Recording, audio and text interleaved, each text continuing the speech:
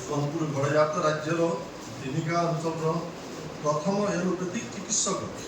पिता डॉक्टर अनंतराम नंद और माता सिंधु कुमारी नंदकर वर्षरू 1941 मसीह जन्म लाभ कर रोगी सेवार महत्व बुझीपारी आपण बुझीपारी रोगी सेवा द्वारा समस्त निजर करी तीन थर सोनपुर बिनिका अंचल विधायक होता पिता जन्म से वृत्ति को प्रवृत्ति कर जड़े सफल निश्चित डाक्टर भाव निज दक्षता को प्रतिपादित कर शिक्षादान करने दक्षता को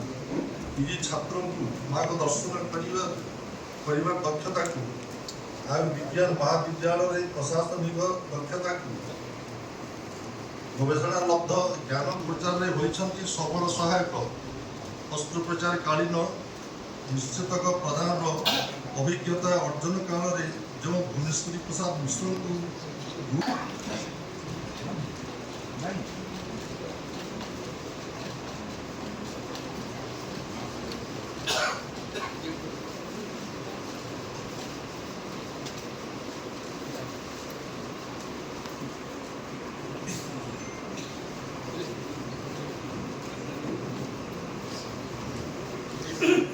दादा यार सुरेदा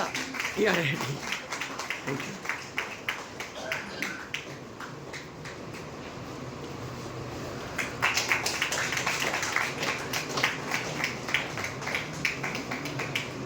टिके ठिया रही सब टिके